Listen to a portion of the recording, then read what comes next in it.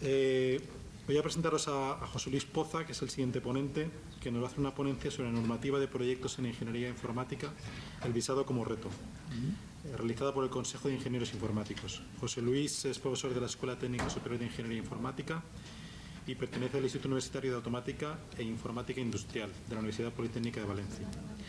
Es miembro del Colegio Oficial de Ingenieros Informáticos de la Comunidad Valenciana y del capítulo del Instituto de Ingeniería Eléctrica y Electrónica.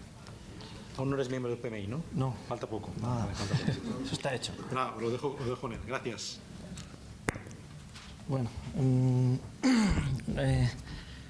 no sé si hacer sentado. Había un pasador, bueno, lo paso a mano. Bueno, ante todo, gracias a ISACA, a PMI y al CEU San Pablo por la invitación y por acogernos aquí, y a todos los que estáis aquí y haber venido. ¿Se me oye bien, más o menos? Bueno, lo primero que tengo que comentar, aquí está todo, me gusta mucho cuando se ponen los logos, porque de hace unos 15 años había un logo, la universidad tal, y cuando me presento a mí, da gracia porque aparezco aquí con 300 logos abajo, la Universidad Politécnica, mi departamento, mi escuela y el Instituto de Investigación, y iba a poner socio del Club Don Miki, Valencia Club de Fútbol y cosas así, pero ya he parado ahí. Lo primero que tengo que decir, bueno, todo lo que han comentado, interesante. Yo soy colegiado del Colegio Oficial de Ingenieros Informáticos de la Comunidad Valenciana, y como ha comentado el compañero Francisco, que no sé dónde anda, pero, por ahí, telecos informáticos tenemos zonas comunes, zonas de intersección, y es curioso porque mucha gente considera que eso es un conflicto y es todo lo contrario, son sinergias. Solamente puede haber una sinergia si hay una intersección, ¿no? Entonces nos vamos muy bien, y de hecho tengo amigos telecos, y los telecos dicen que tienen amigos informáticos, y nos tomamos una cerveza y nos pasamos muy bien. Lo siguiente es que voy a hablar de visado, pero no voy a hablar de cómo ni cuándo se visa, sino de por qué y qué es lo que se visa. Y esto es importante porque poco a poco los proyectos van tomando muchísima importancia, y especialmente en ingeniería. Una de las primeras preguntas que yo he planteado es cuándo empezó la ingeniería. Da gracia porque cuando buscas en internet la gente habla de Pitágoras, habla de Arquímedes y un montón de gente.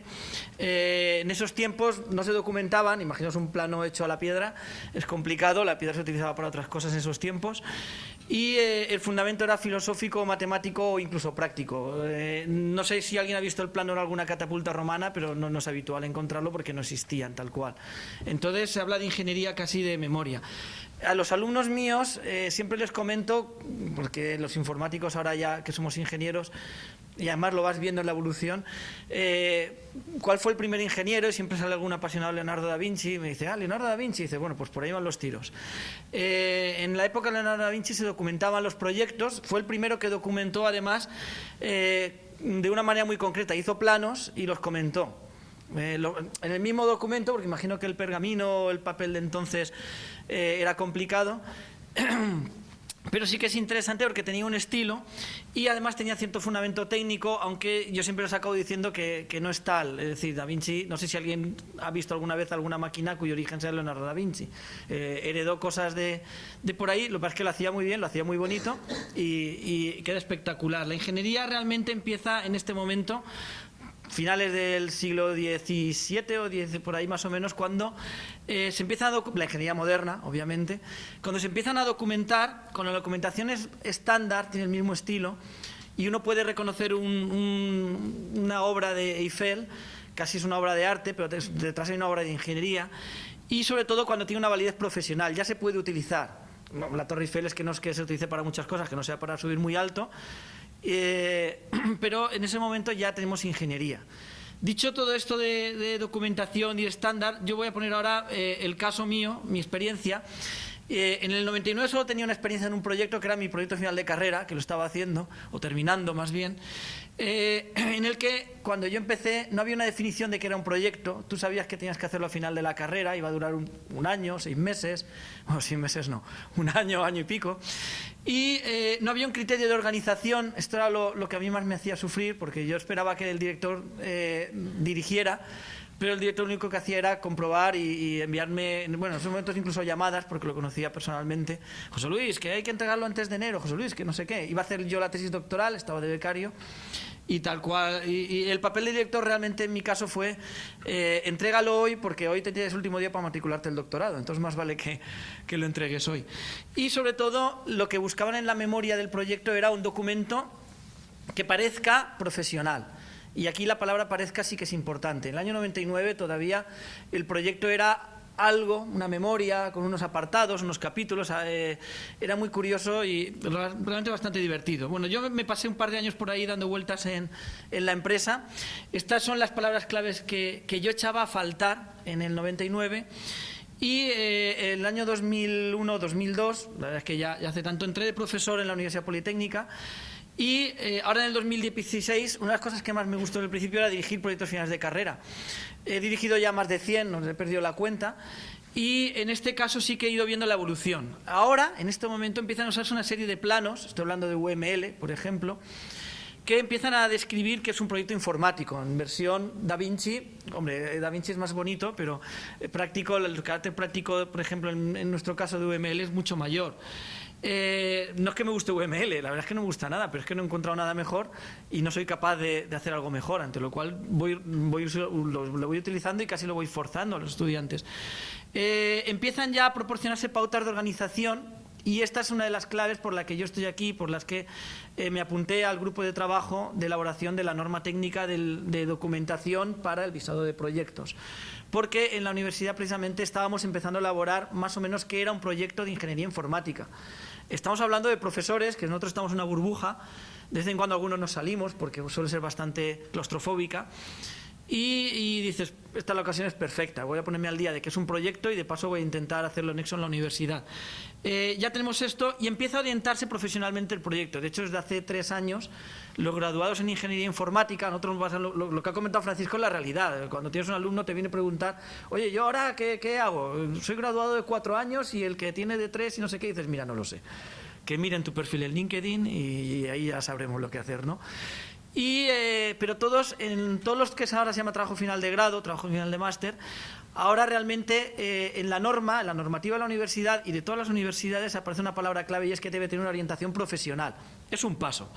El hecho de que ya haya una especie de guía, que es lo que vamos a usar esta norma en la universidad, casi seguro, y el hecho de que aparezca la palabra profesional ya es un paso. Yo cuando hice el proyecto final de carrera era el proyecto final de carrera. Ahora es un proyecto profesional que te va a dar la titulación, que te va a habilitar, esperemos, para ejercer la profesión. ¿Qué quiere decir esto? Que lo ideal es que en el futuro tengamos ¿qué es la documentación que compone un proyecto? En mi caso, los que van a hacer los alumnos y que espero que luego lo hagan en la vida real, es decir, en la empresa, que haya un esquema de organización, porque eso es lo que yo he echado a falta y lo que yo voy proporcionando, y que se garantice que un proyecto es profesional. Esto es interesante, es la diferencia entre que el proyecto tenga orientación profesional que se garantiza que es un proyecto profesional. Esto es muy interesante, especialmente el esquema de organización, que es lo que más he participado yo, porque era lo que más dudas. No se puede evaluar la diferencia que hay de cuando yo dirigía un proyecto en el 2000, yo entré en el 2001 y en el 2002 ya estaba dirigiendo proyectos, no sé cómo, de hecho algunos compañeros de carrera también, que todavía no habían terminado y dices, bueno, pues esto va a ser divertido. Y daba gracia porque ahí empiezas a darte cuenta que cuando proporcionas un esquema de lo que tiene que ser el resultado de la memoria, de pronto lo que es un alumno con incertidumbres, de pronto hay una isla de calma que dice, ah, vale. Y luego si además yo me cogía un editor de texto y empezaba a poner saltos de página, mira, este es el capítulo tal, se iban con 23 páginas de documento en media hora de una hora de reunión, muy tranquilo, y decía, bueno, ya tienes 23 páginas, ya tienes algo que entregar, vacías, pero el esquema lo tenían y raramente se salían de ese esquema. Es curioso que yo como doctor en informática lo que hago es plantear hipótesis e investigarlas. Y mi hipótesis era que todo el mundo iba a variar el esquema seguro. No lo varía casi nadie. Y es cuando te das cuenta de que proporcionar un esquema de lo que es un proyecto, la documentación de un proyecto, es casi la garantía de tranquilidad. Luego hablaré de eso porque es importante. Bien, un documento con un esquema y que además tenga una orientación profesional, que haya un colegio profesional que diga, sí, esto es un proyecto, eso es una joya. Y por lo menos para los que dirigimos muchos proyectos finales de carrera. Bien, estas 3 palabras es lo que dan lugar a la documentación técnica de un proyecto de ingeniería informática. La documentación que hemos elaborado en el grupo de trabajo, bueno, que han elaborado, porque yo creo que me dedicaba un poco a comentar y algunas videoconferencias, es una inspiración, iba a poner realmente es un producto de compatibilidad hacia arriba, pero demasiado técnico y quería que esto fuera bastante más agradable. Es una normativa inspirada en los estándares, todos los estándares que hay de gestión de proyectos, tanto las normas UNE como las normas PMBOK, de PMI. Se me ha olvidado el PMI antes de guía, perdón. Esto me va a costar quitar el descuento de la inscripción, pero lo pondré luego en la versión final. Estaba retocando las diapositivas como 5 minutos antes y ya he llegado al punto que las retoco después. Ya creo que he desbordado ya lo que puede hacer un profesor, ¿no? Bueno, pues estas normas UNE, que están muy bien, sirven para dar una cosa que es la confianza. Confianza en que cuando se establece un contrato, y yo se lo digo a los alumnos, cuando tú estás haciendo el proyecto final de carrera, estás haciendo un contrato conmigo. Yo soy tu cliente, no soy tu director. Bueno, también soy el director. Pero le digo que soy su cliente, me tienen que garantizar que lo acaben. Yo certificaré que lo han acabado, yo hago de colegio, y además confío en que lo van a hacer. Y es verdad que cuando ya les das la documentación y lo único que les dices es rellénala, ya van a toda velocidad, entre comillas. Bueno, otros no, pero lo habitual es que sí.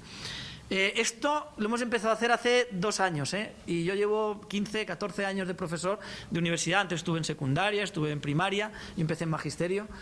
Y te das cuenta que después de tanto tiempo dirigido más de 100 proyectos, dices, a estas alturas estamos hablando todavía no de documentación. Pero cuando la pones, la documentación, te das cuenta que la gente la utiliza y la utiliza muy bien. Bien, dicho esto, esto de aquí es lo que da lugar a la norma. Es decir, la norma es un conjunto de apartados, entre comillas, de un documento y un conjunto de documentos que van a generar esta palabra, confianza.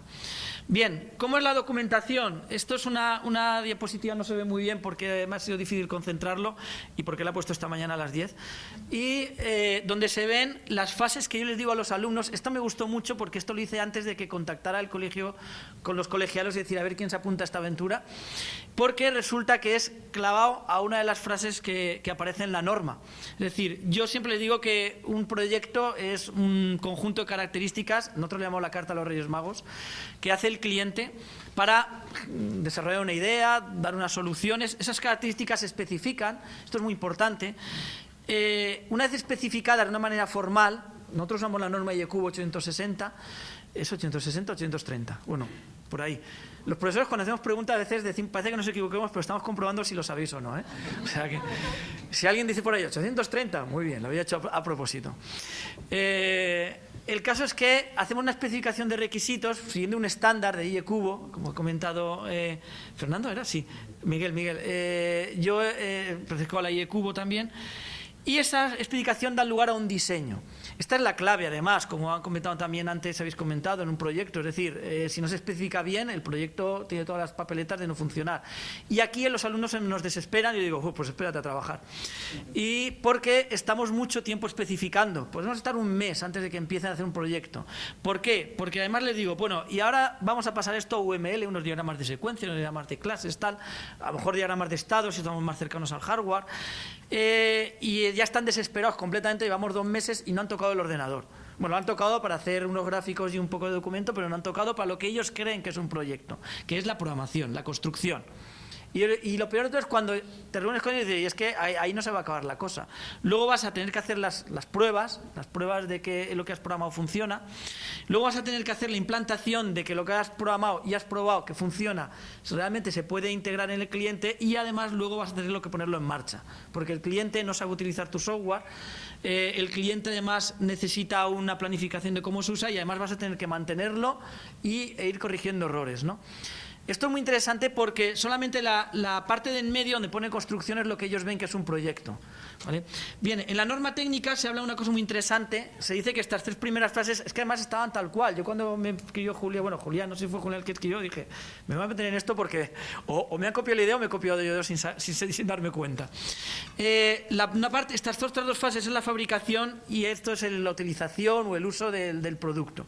Esto es muy interesante porque tal cual se dice en la norma, para pasar del diseño a la fabricación hacen falta planos. Esto Da Vinci, como he comentado antes, lo hacía muy bien, pero pasar de los planos al producto hace falta ya ponerlo en marcha, y esto es lo que hacía Eiffel, ¿vale?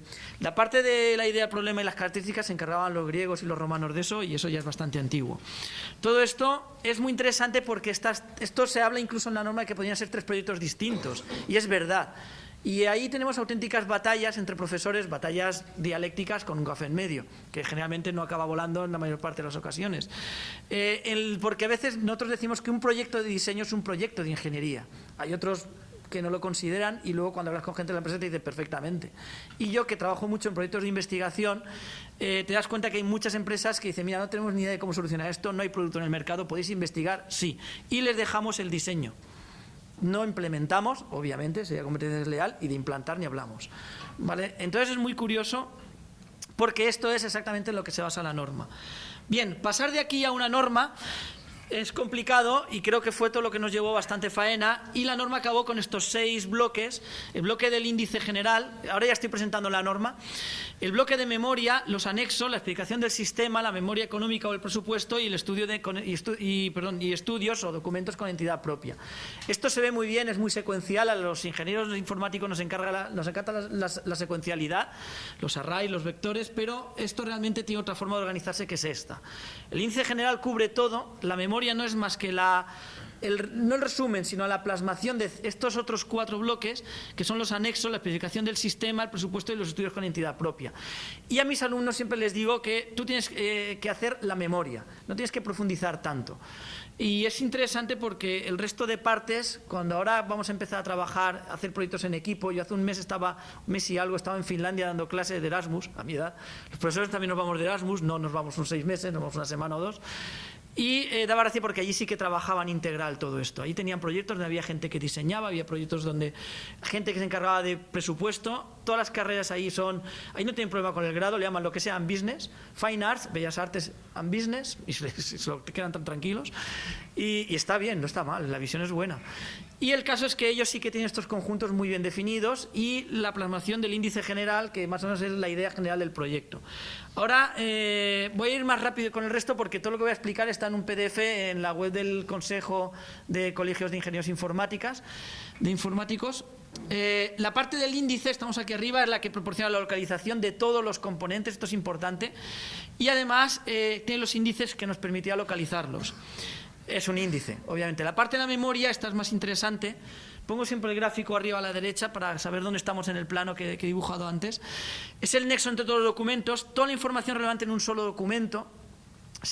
Y aquí hay una frase clave, la justificación, pero es la cuarta frase. Está orientado a terceros, no a las partes. Y esto es una de las cosas que muchas veces los ingenieros no somos conscientes. Esto lo lee un cliente que sabe de business generalmente, pues de esperar, pero que no tiene ni idea de informática. Entonces, yo siempre digo a los alumnos, poner ahí UML en esta parte es complicado, porque, bueno, no te lo van a entender. Poner un diagrama de casos o incluso un diagrama de estados o incluso un dibujo sobre una servilleta, que eso lo entendemos todos. Y es el elemento común, como hemos comentado, es el elemento al que van a hacer referencia el resto de elementos y es la parte fundamental.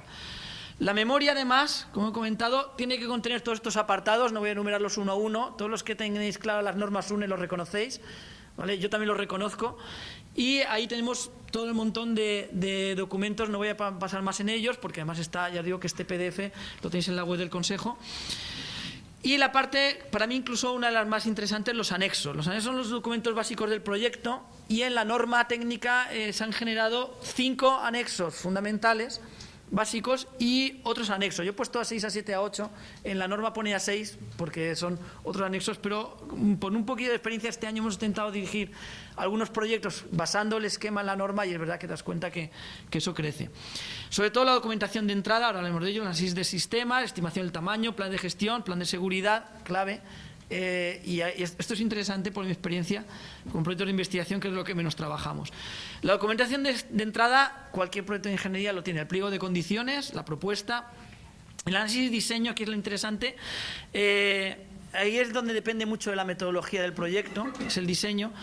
El análisis, que es el modelo de proyecto que se va a ejecutar, el diseño en sí del proyecto, y además da gracia porque yo creo que no lo hablamos en ninguna de las reuniones, pero automáticamente hemos hecho un modelo de 3 capas: datos, funcionalidad e interface. Yo siempre digo a los estudiantes la capa de persistencia, la de negocio y la capa de presentación, porque le da más buque, o sea, base de datos, código e interfaz de usuario, pero de la otra manera queda mucho mejor. Y además es donde se ve el alcance del proyecto. Esto es interesante porque hay proyectos que pueden tener muy poco y proyectos que pueden tener mucho. En la experiencia mía de este año de dirigir proyectos finales de carrera con esto, aquí hay alumnos, en concreto uno, que me ha metido 40 y pico páginas. Estoy hablando de un solo alumno, un solo proyecto. Bien, más de anexos. El tercer anexo es la estimación del tamaño del esfuerzo. Está muy bien, es la base para el presupuesto. Hay unas cosas muy interesantes que me ha gustado aquí, es usar métricas estándar, y si no se usan métricas estándar, detallarlas. Estos son yo creo que son los pies que los proyectos a veces adolecen, el hecho de decir cómo vamos a estimar realmente que este proyecto y cómo lo vamos a medir. No el resultado de la medición, sino cómo se va a medir. El cuarto anexo, el plan de gestión del proyecto, clave porque yo además estoy dando asignaturas de proyectos finales de carrera con metodologías más o menos predecibles, y también estoy dando en una asignatura de máster en la universidad. Aquí ya damos se ha desmadrado un poco el asunto en la universidad y me toca en la universidad con gestión ágil de proyectos. Y esta es interesante porque sí que habla de cómo se va a organizar. Estas son las cosas que siempre yo creo que en la universidad adolecemos, y algunos proyectos de empresa también se adolece cuando hemos trabajado en investigación. El cómo vamos a organizarnos y sobre todo la frase última que le he dejado para el final, cómo nos vamos a comunicar. Yo no sé, imagino vuestra experiencia. Yo recuerdo por investigación la primera vez que entré de becario en termodinámica aplicada, nada de informática, pero bueno, programando. Cuando fallaba algo había un profesor que siempre decía: esto ha sido un fallo de comunicación. Es decir, ¿qué ha pasado? No tengo ni idea, o yo te lo he explicado mal o tú lo has entendido mal, ¿vale? Y eso es clave. Cuando explicas en un idioma, vamos a comunicarnos así, generalmente viene muy bien. Y nosotros lo hacemos con los estudiantes, y de hecho viene muy bien saber que el idioma es el común. En cuestión de anexos, el plan de seguridad, que es fundamental, medidas de integración de seguridad, el plan de seguridad, las metodologías, y otros anexos, que es cualquier otra documentación que se considere. Esto es interesante porque la mayor pregunta que se suele hacerse siempre es: aquí pongo las hojas técnicas. Hombre, pues si te dejan reproducirla, ponla. Si se añade algo al proyecto, sí; si no, se la pueden localizar, ¿vale? Es interesante porque los otros anexos son también bastante más nos hemos dado cuenta con la escasa experiencia que he tenido yo estos meses de que es más interesante. La explicación del sistema, una de las claves, la explicación de requisitos, con todos los diagramas necesarios, con todos los requisitos funcionales, los no funcionales, que es lo que más dolor de cabeza a veces suele dar, qué tipo de rendimiento va a tener, etcétera. Y es la base para la construcción del sistema, y además esta parte de requisitos está muy ligada a la metodología, obviamente, ¿vale? Si se usan metodologías ágiles, que este año hemos intentado hacer en unos trabajos de investigación, esta parte va a ser complicada, porque en agilidad nos basamos en que no hay requisitos al uso, ¿vale? Pero generalmente en la mayor parte de los proyectos, y especialmente los que quieren los clientes y proyectos más o menos conocidos, esta parte sí que está muy bien. Presupuesto, que es otra de las partes interesantes, determina el coste económico. Esto sabemos todo lo que es el presupuesto. Y aquí hay una frase que a mí me gustó mucho cuando se hizo, que era el cuadro de precios. Es decir, el detalle del presupuesto tiene que ser grande, y además el cuadro de precios bien detallado con horas, persona, categoría. Esta parte también es muy clave, porque a veces, en algunos que nos piden proyectos europeos de investigación, esto tiene que estar detalladísimo. Y cuando empezó el Horizonte 2020, que también es importante el visado para esto, era importante porque te pedían cosas que no estábamos acostumbrados a hacer, y esta es una parte de esas, ¿vale? Esto es interesante.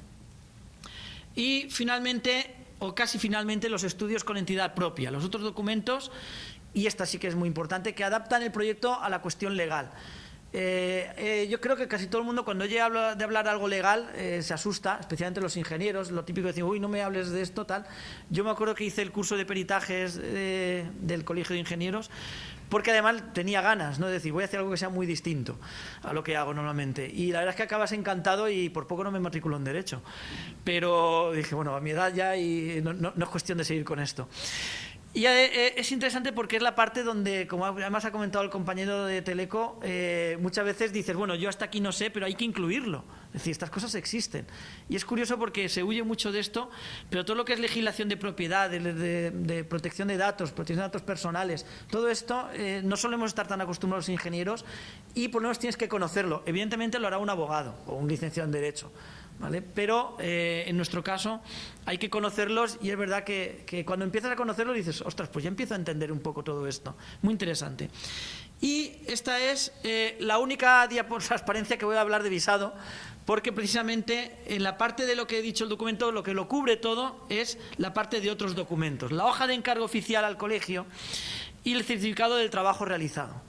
Esta parte es la clave, es la que un colegio dice, sí, este proyecto que tú estás conveniendo con un cliente realmente es un proyecto de ingeniería informática, cumple todos estos requisitos. Estos requisitos están basados en los estándares, no anula el estándar ni lo sustituye, obviamente, porque sabes que es compatible hacia arriba con el estándar, es decir, si quieres ampliarlo, hacerlo mucho más detallado, cumplirás el estándar, ¿vale? Pero es lo que le da el control de calidad, el control, la certificación de que la forma del proyecto es correcta, no el fondo. Y de hecho, yo creo que alguna vez habló en alguna reunión sobre forma y fondo, porque nadie puede entrar a discutir si este proyecto es viable o no es viable. Si la forma es buena, posiblemente lo sea, ¿vale?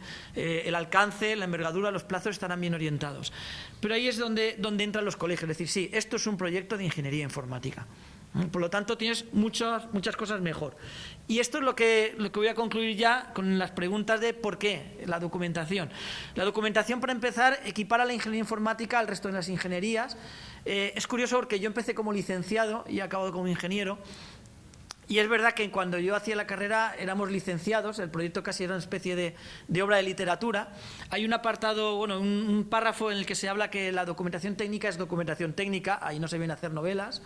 Y eso es lo primero que le digo yo a los estudiantes, y creo que en la empresa es lo primero que se repite cuando he hablado con gente. Porque hay gente que empieza a hacer la documentación y empieza en el origen de la informática, dices, vamos bien, vale, le falta poner personajes a la guía, a la documentación. No está mal para hacer una novela, pero eso no es un documento técnico.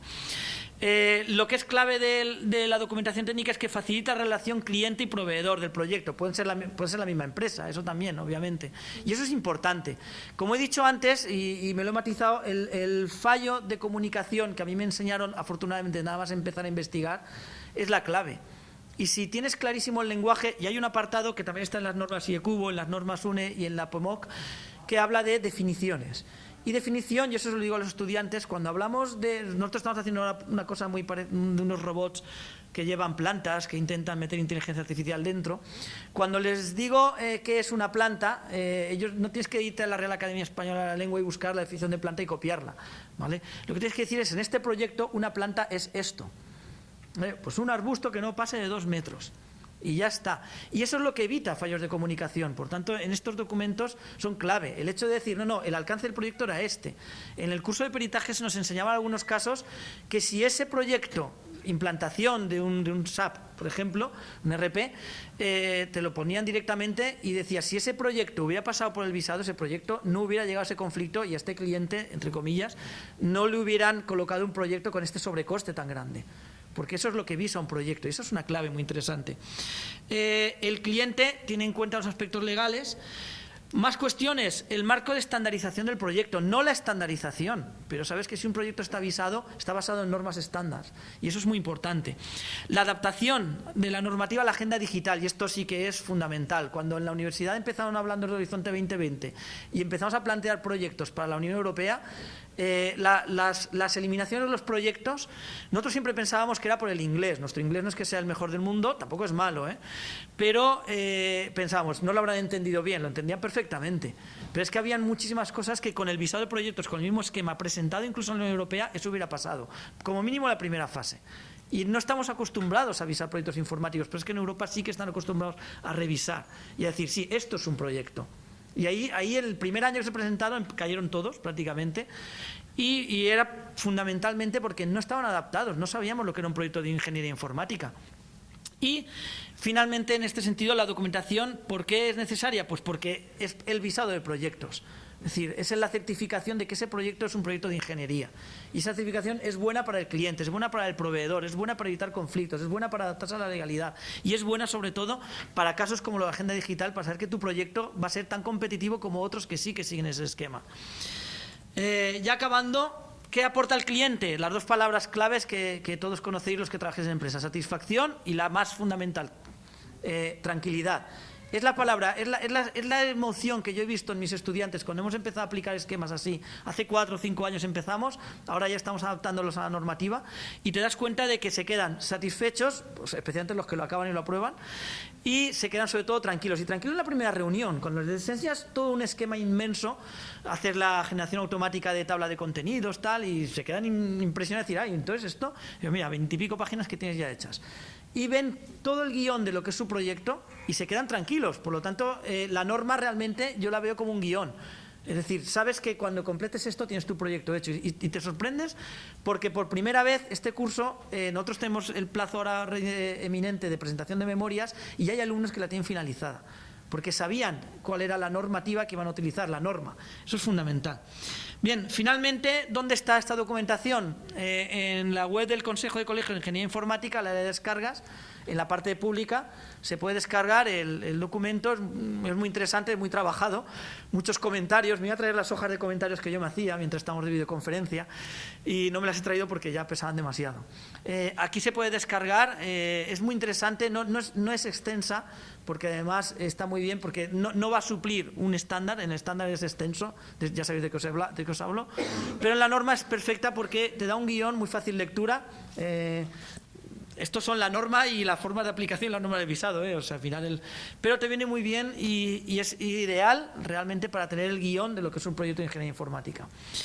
Y dicho esto, pues nada, concluyo, no sé si hay preguntas o mejor, pues el siguiente ponente y luego ya hablamos de preguntas. ¿Vale? Venga.